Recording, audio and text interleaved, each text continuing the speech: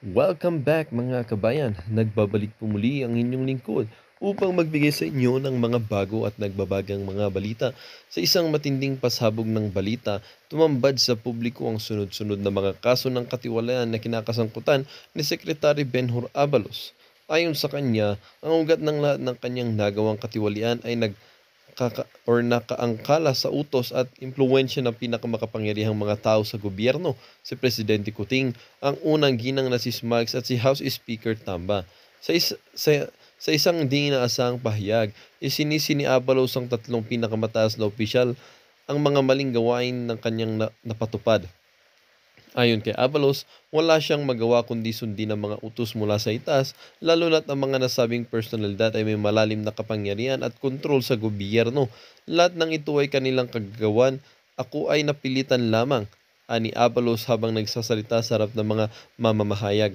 Ayon sa kanya, matagal nang umiikot ang mga lihim na kautusan mula kay Presidente Kuting, unang ginang Smugs at Speaker Tamba upang maisagawa ang iba't ibang mga transaksyon at proyekto ng puno ng anomalya. Ang mga paratang na ito ay nagdulot ng matinding ingay sa buong bansa na nagpapatindi ng interes sa publiko o ng publiko sa nasabing mga kaganapan. Maraming mga opisyal ng pamahalaan ang nanawagan sa isang masusing investigasyon upang malaman ang katotohanan sa likod ng mga aligasyon ni Abalos. Sa kasalukuyan, wala pang opisyal na pahayag mula sa kampo ni na Presidente Kuting, unang ginang Smugs at Speaker Tamba. Gayunpaman, maraming mga eksperto ang naniniwala na ang susunod na araw ay magiging kritikal sa paghaharap ng katotohanan sa likod ng mga aligasyong ito. Samantala, ang publiko ay nanatiling nag-aabang sa mga susunod na hakbang na gagawin ng gobyerno at mga mambabatas upang maipaliwanag at maresolba ang mga kasong ito. Ang isyong ito ay muling nagpapaalala sa taong bayan na ng kahalagahan ng transparency at pananagutan sa loob ng pamahalaan. Well, para nga sa buong impormasyon ay panoorin na lamang ang buong video. At kung bago ka pa lamang sa ating channel ay huwag kakalimutan mag-subscribe, pindutin ang notification bell at piliin ang all upang laging maging updated sa mga bago at nagbabagang mga balita. At sa mga solid viewers naman natin dyan, maraming maraming salamat naman ho sa patuloy na pagtangkilik sa ating channel. Tuloy-tuloy lang po ang laban para sa katotohanan at para na rin sa kinabukasan ng ating pinakamamahal na bansang Pilipinas. Well, Talaga pang-aakyatin mo ng CA 'yan? Eh, yung well, itong Supreme Court na 'to, Kibuloy cases yung tinutukoy dito. Yung TPO is not rooted upon dun sa case ni Kibuloy. Kay Sylvia it's Jimenez siya. hindi nga. The TPO is not even about Sylvia. The one who asked for a TPO is the congregation itself. Hindi, kasi yung TPO na kumbaga, yung TPO na ni-request ng mga nandun sa congregation is rooted, yung factual consideration niya is because of the service of warrant ni Sylvia. So, ngayon, because yung service of warrant na yun, yun yung reason kaya nandun lahat ng pulis eh. Hindi, pero ang ano kasi niyan, ang sino bang humingi ng TPO? Ang humingi ng TPO is neither Kibuloy nor Sylvia. Ang humingi nun ay Mga ang tao dun, oo. is the congregation itself and the school. Okay? Mm. Wala lang rooted. Ang ano no, dito kasi ang ano dito is si Kibuloy. Sana kung si Kibuloy yung nag-request ng TPO, no? Nag-request ng TPO, but it's not. It is actually the Kingdom of Jesus Christ and Jose Maria College Foundation. So, itong ano ni Abalos, o di diyan ka sa Quezon City, mag-ano ka, hindi pa naman chinachat, ang inaano nung ano, writ of amparo is you are violating the rights of the congregation and the school. Entirely different, actually, wala namang problema doon. Entirely different case talaga 'to. Kasi talaga iba talaga yung cause of action nito. Yeah. Independent talaga siya. But ang point nga kasi, kino-connect kasi ang justification kasi dito ni Abalos is that ang justification ni Abalos is that there is a Supreme Court order moving all the cases related kay Kibuloy sa Yeah. Quezon City Court. Okay? Yes, So, ang exactly. sinasabi niya, itong TPO na to, ang sinasabi ni Abalos, ang kanyang premise ay itong TPO na to is coming from a Kibuloy case. Okay? Kung ganon ang argument ni ni Secretary Abalos, magfe-fail pa rin 'yon. Kasi kung 'yun ang premise niya, yung ngang TPO na ni-request ng kongregasyon ay wala namang factual consideration tungkol sa kaso ni Kibuloy, bagkus ang kanyang factual consideration is service of warrant of arrest ng ibang tao at hindi naman ni Pastor Kibuloy. So, Well, following the logic of Abalos, it doesn't even apply here. Kung gagamitin natin yung Supreme Court order na tinutukoy niya na ilipat ang kaso, lahat ng related case tungkol wala kay namang Kibuloy, related, dapat wala namang all related case eh. Pati ano yan, ano to, Wantosawa? Lahat ng, yun nga. parang, ang masasabi ko lang dyan, kasi nga, syempre, well, it's a remedy available to the government to file a petition for emerald certiorari, di ba? Certiorari. Ngayon, yung sinasabi, paano naman pipatigil yung warrant? Well, KOG, it's actually Kibuloy who has to challenge na nga ni Kibuloy yung warrant, di ba? There is an ongoing challenge dun sa warrant. Ngayon, ito yung may kasama yung mga related, sabi, the court further directed judges in Davao City and other stations in Mindanao where future related cases involving Kibuloy and his co-accused may be filed motu proprio order the transmittal of the records to the yan yung hinuhold ni Abalos na diyan siya nakakembot. Yan yung pinanghahawakan niya. Ang ano kasi dito is hindi naman pinapahinto ng TPO yung pagsiserve mo ng warrant. The thing is, the TPO is about the manner that you are serving the warrant because it is affecting the rights of others. Namely, the congregation and the Jose Maria College Foundation. Ito naman kasi si Abalos, well, ipinag-iisa nila kasi magkaiwalay na person. Kibuloy is a different personality. Jose Maria College is a different personality. KOJC Congregation is a different personality. Hindi mo siya pwedeng pag-isa-isahin dahil lang Jose Maria College. Anong school daw na apektuhan? Jose Maria College. Jose Maria College. Kaya nga ang inaano dito is yung karapatan ng Jose Maria College at ng congregation, the congregation to practice, continue its observance of its faith, and second, the school and its students to continue their practice of the right to education. So, ngayon ang ginagawa nila, kinokollapse ng government and of course ng mainstream media, yung tatlo, si Kibuloy, yung Jose Maria College, saka yung congregation, which is not allowed. Well, correct. Ako nakakita nito. Halimbawa, si Joey, may company si Joey, di ba? And then si Joey is subject ng isang warrant of arrest for murder. Will I collapse? Pag-iisahin ko ba yung company ni Joey sa Joey? No, because it has, Joey has company is a different legal personality than Joey.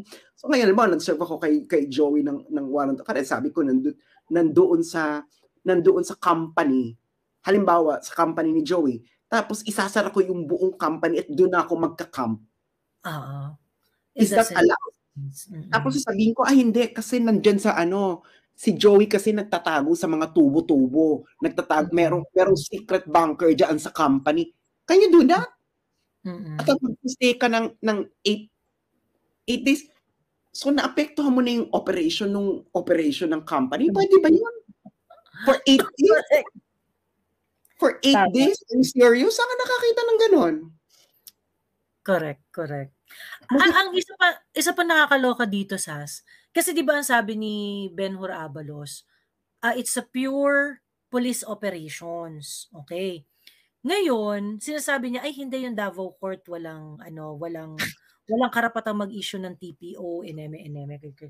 Actually, ito si Benhur, tatakbo tong senador.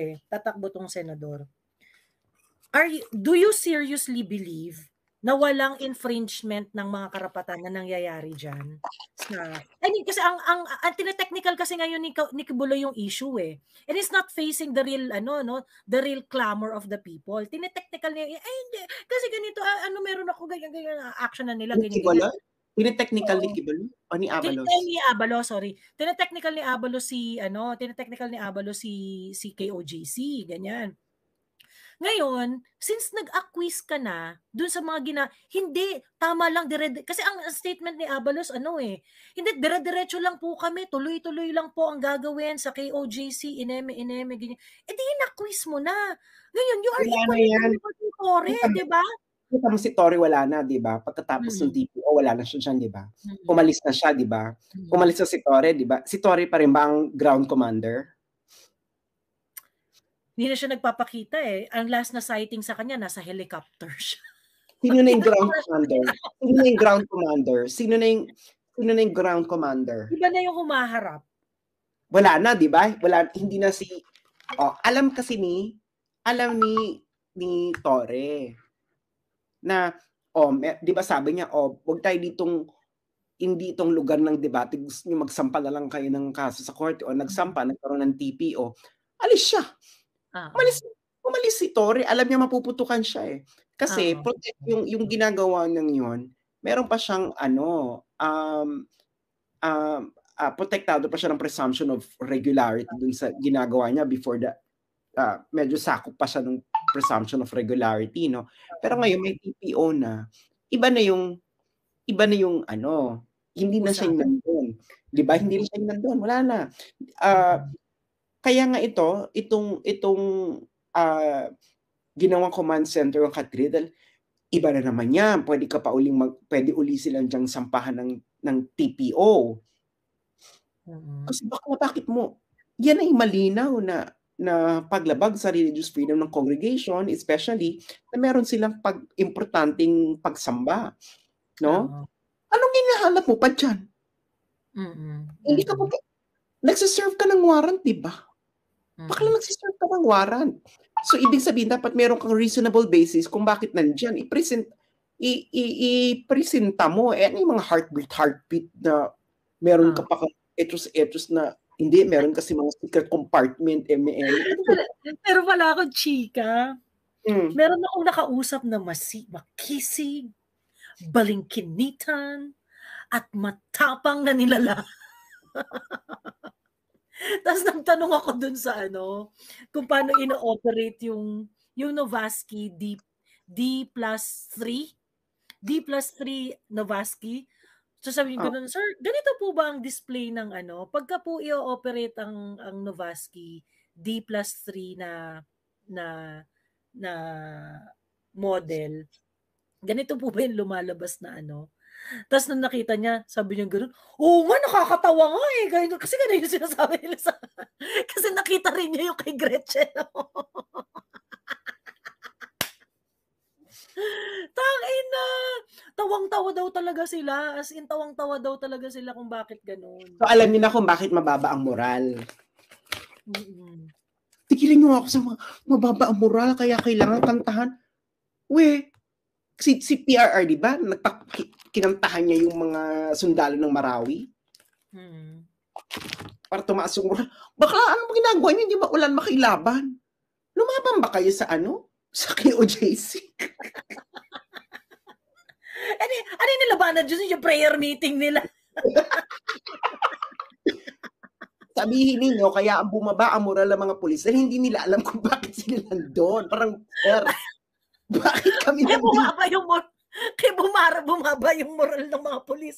Tangay na yung nakita nilang heartbeat detector pang Call of Duty. Kaya bumaba yung moral ng mga pulis dahil alam nilang amats to ng adik. Inaamat sila ng adik. Sinabihin sila, hindi kayo pwede umalis. Ganito. It's my way or the highway. Hindi kaya alis siya. Hello, Louie. Hindi kaya alis siya. Hindi niya napoproduce. Hindi niya napapasuko sa Kibuloy. Pero, Ayun. Diba? Tama si Lentroy, no? Si Marantan, I think it is Marantan. Kasi si Marantan din yung ka-meeting ng mga abogado ng KOJC. Pagka meron silang briefer. Si Marantan na yung nagko-call ng shots. Alam nyo, sabi kong kulto, there's no, kahit kulto ang tingin nyo sa isang religious group, it doesn't count. That is your personal bias. No, that is your personal bias. Ang pinag-uusapan dito is this is a religious group. It's recognized. Ano yan, bigla na lang bigla mo na lang dinirecognize yung religious group. Papunta-punta kayo diyan, mga punyeta kayo, mga politiko kayo for the longest time. Pag kailangan nyo ng boto, pahingi-hingi kayo ng guidance dyan. Tapos bigla ngayon kulto na, Hindi pa pwede yun. Ano yun? That's pure political opportunism, hindi ba?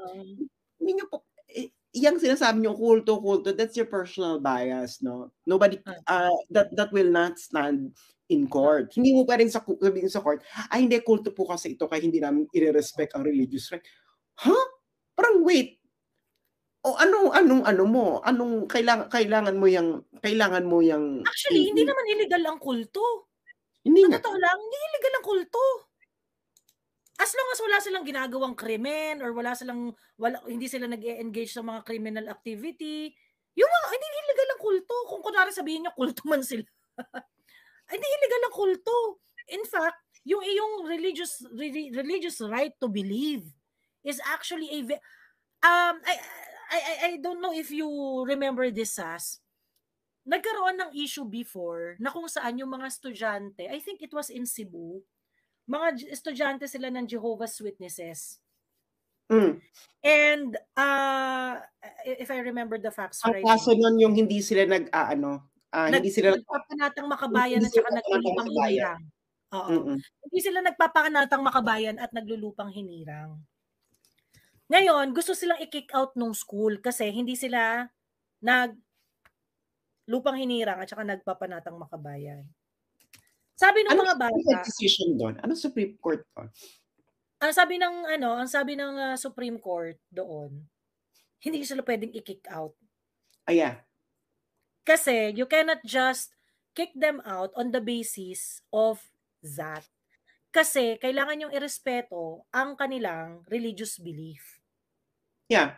That's why ato lupang hinirang to versus yung yung right nila to believe. Yung right nila is that you cannot parang pledge allegiance sa mga symbols. Yung flag symbol siya. Kaya nga the court ruled in favor of Jehovah's Witnesses, holding that making it admits the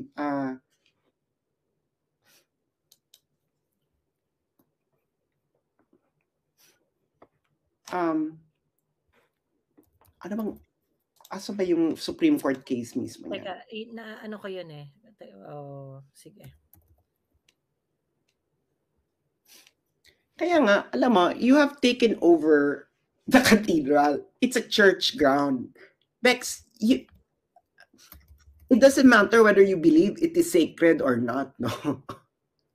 But for the religious group, it is the church. You have taken over a church. You turn it into a command center. Diyan na kayo namamalagi, nag-ano na kayo, that you actually desecrated a church ground.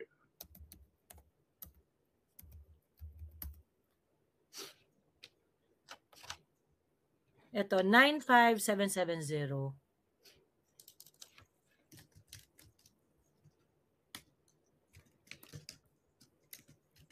GR number 95770.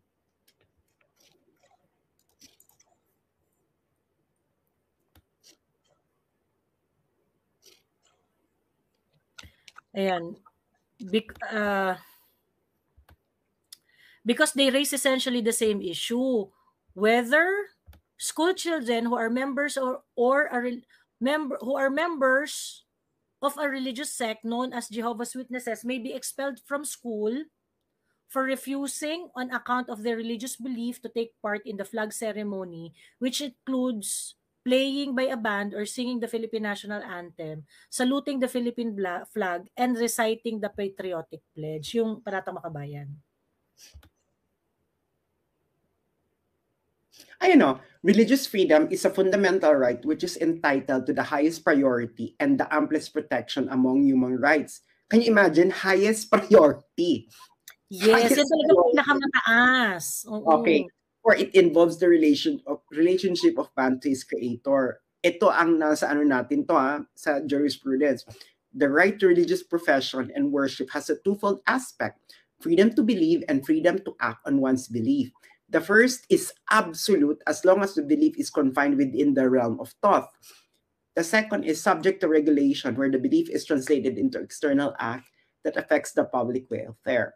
Ngayon, petitioners stress, however, while they do not take part in the compulsory, they do not engage in external, okay.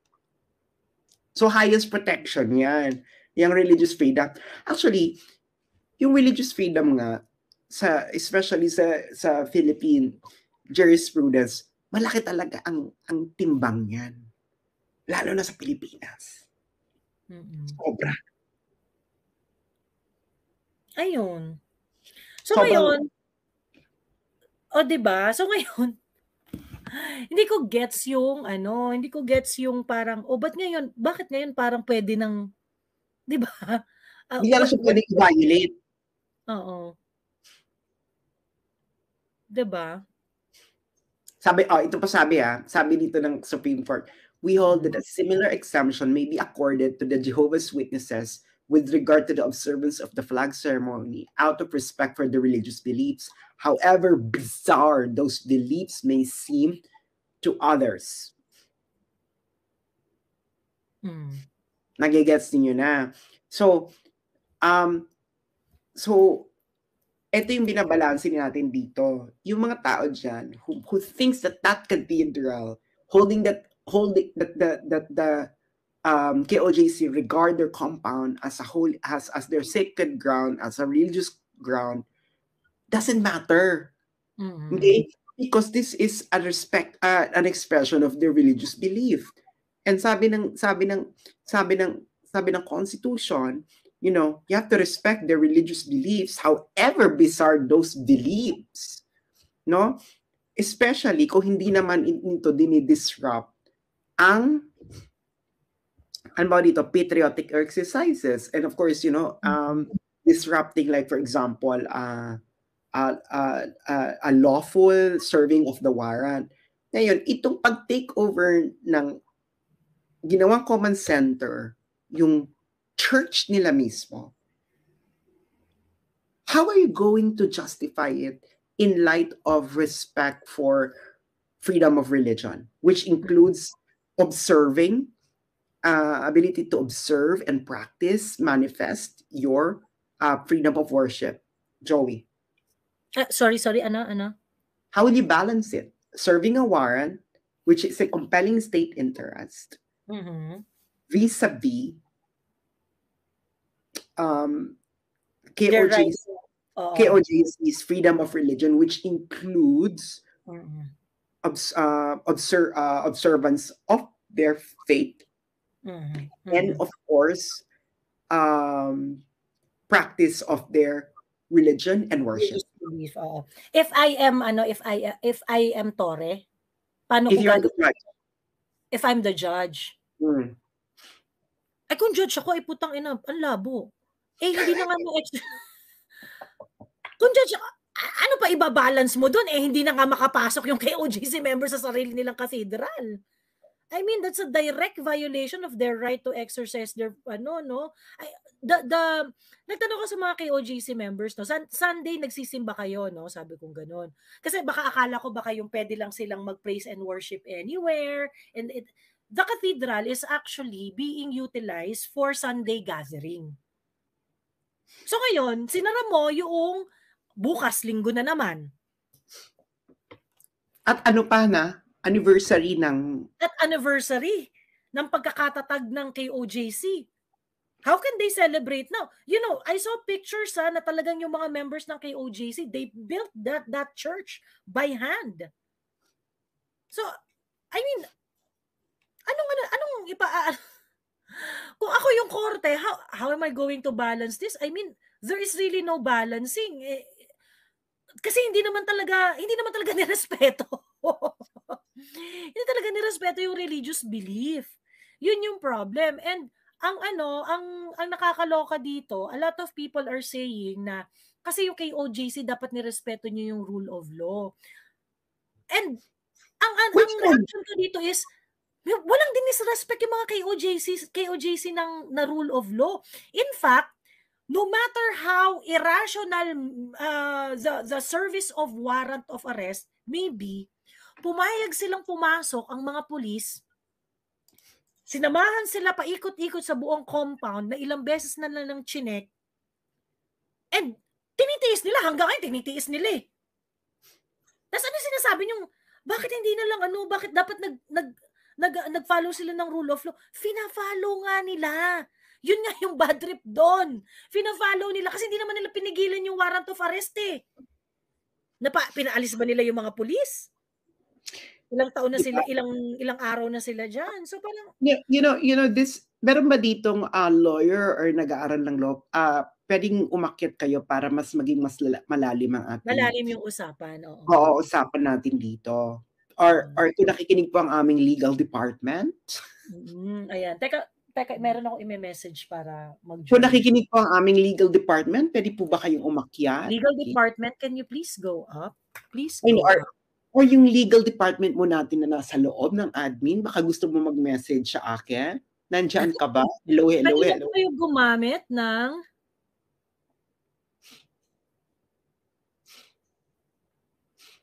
teka lang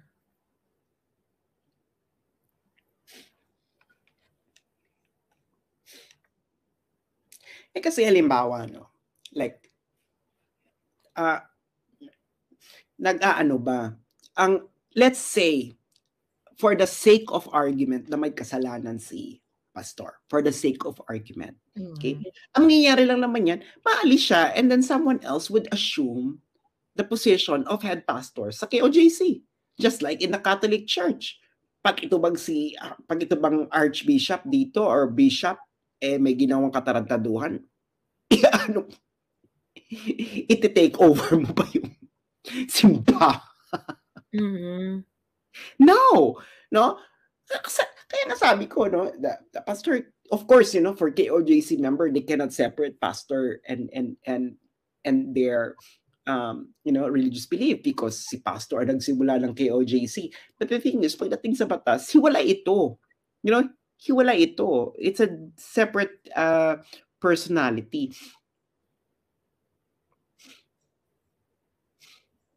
Yes, tama ka, Chito Garcia, You cannot, like for example,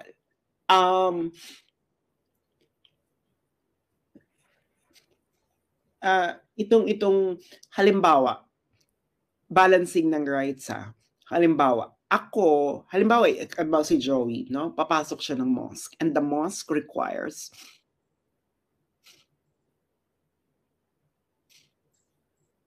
ano to sabi ni Romel, yan lang kasi yung worry ko kasi alam ng tao, atheist si Miss Sas, although alam ko naman na kering-kering iplakda ni Sas yan.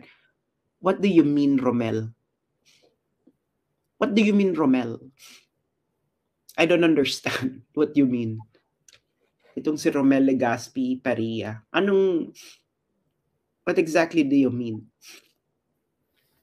Wala namang kinalaman yung religious belief namin doon sa pag-recognize ng what is proper. What is proper treatment for atheism is protected by freedom of religion because freedom of religion entails the freedom not to believe. Ano ba? Kita mo, ito nakakaloka yung mga tao, hindi nila alam yung content ng mga freedoms. You have to understand the content of those freedom and their limitations and of course ano ang kanilang hangganan.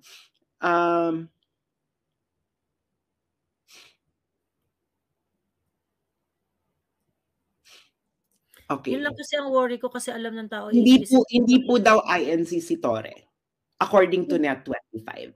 Oo. Tiniwalag na daw siya. baka matagal na siyang INC. Baka hindi na siya INC.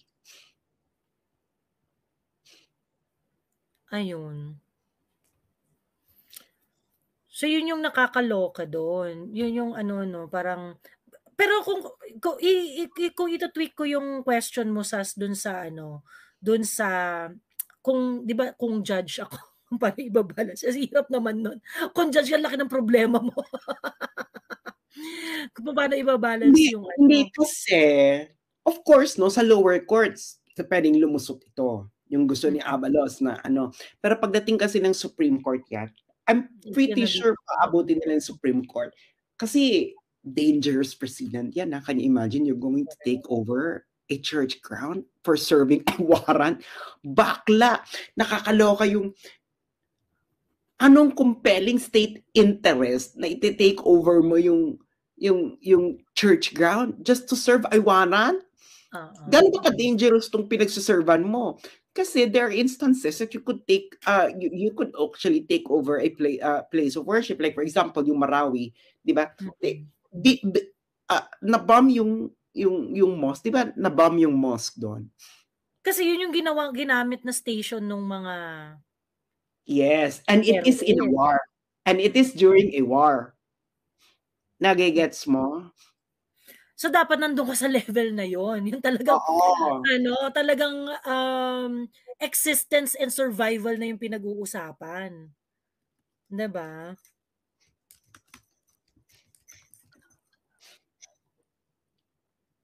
Ayun, so nakakaloka. Talagang kadiri talaga yung mga nangyayari, no. And ano no, yung mga ang nakaka-frustrate din sa akin sa totoo lang, yung mga comment na kasi tinatago nila si Kibuloy, yung gano'n. Kasi tinatago nila si Kibuloy. Tapos, hindi nga po pwede yun. Kasi kung you have probable cause, tinatago nila si Kibuloy, then dapat dinimanda mo yung KOJC congregation. Correct. Ano yung mga magpapatunay that they are hiding Kibuloy? Obstruction of justice. Di ba obstruction of justice yun? Oo. Yun yung proper course of action. Diba? Hindi mo iti-take over yung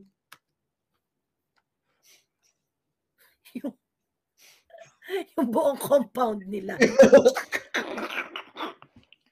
Then, kung ikaw, kung hinihinala mo yung KOJC congregation ay hinaharbor si Kibuloy at ayaw isuko at sigurado kang nandun at ayaw nilang isuko, dapat pumunta ka ng korte at dinimanda mo ng obstruction of justice ang congregation. Siya rin ang nag-mention na wanted. Oo nga, yun nga.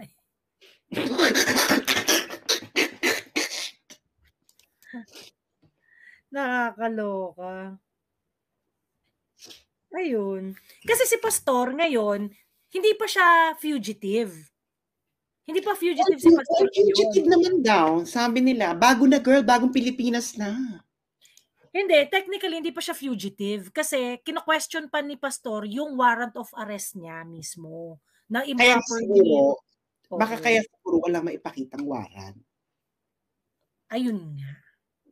Kasi ang ano nga, yun parang maging fugitive of law, either inevade mo yung sentence or inevade mo yung warrant of arrest. Okay? So syempre, yung second, hindi naman papasok si Pastor doon kasi wala naman siyang conviction di ba? So yung first is yung fugitive siya dahil ine-evade niya yung warrant of arrest. Pero ang problema nga si Pastor mismo, kino-question niya yung issuance ng warrant of arrest sa kanya. So ibig sabihin parang dapat in the first place yung warrant of arrest na ginagamit ninyo ay mali. Ay hindi naman talaga yan tama.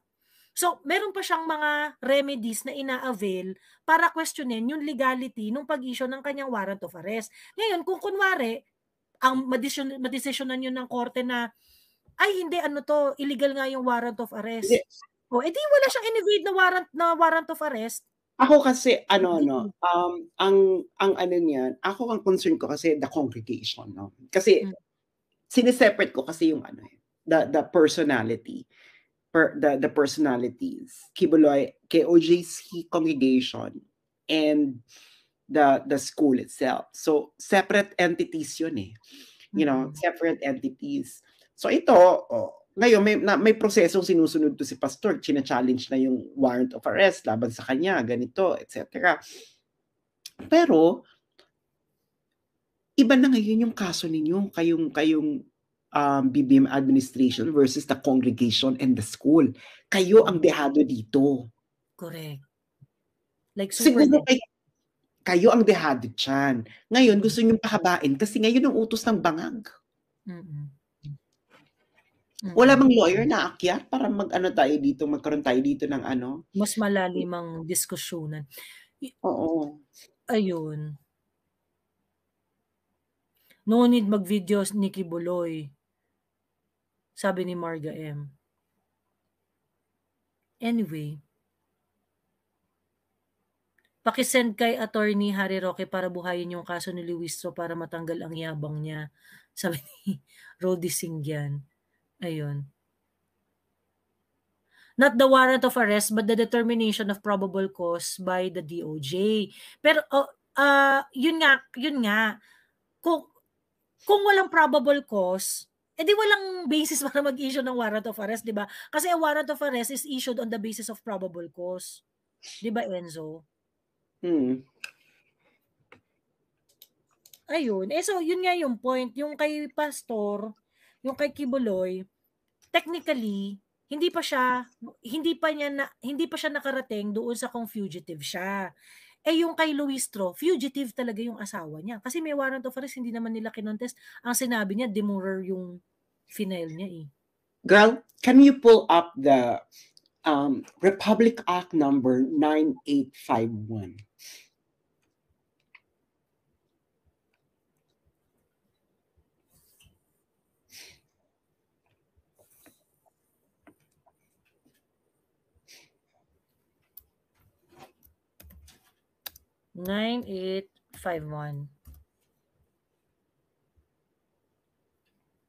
Ayan, an act defining and penalizing crimes against international humanitarian law, genocide, and other crimes against humanity.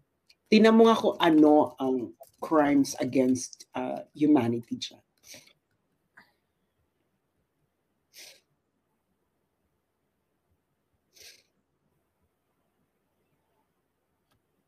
War crimes. So, Section 6. Ayan. Other crimes against humanity.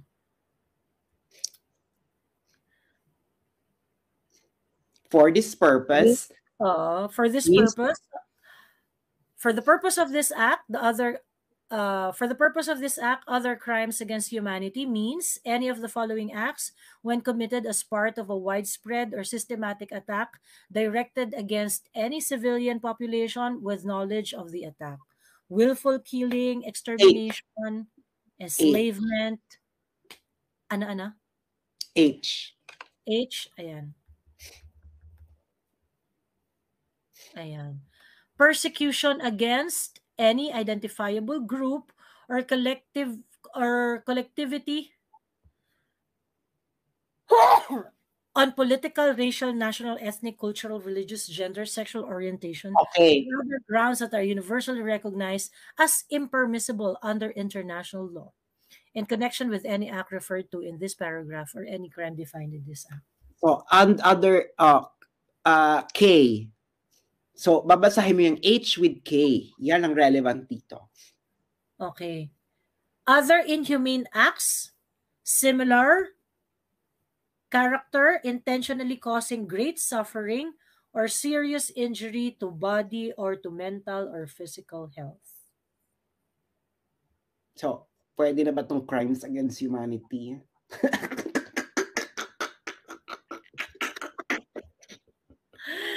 Ang laki ng problema ni Abalos. Girl, that's persecution. Oo. Diba? O against persecution in connection, diba? In connection with any, kailangan kasi in connection with any act referred to in this paragraph or any crime defined in this act. So, Diba? Parang, bakla, parang, pwede to, papunta ka na ng crimes against humanity, Bex.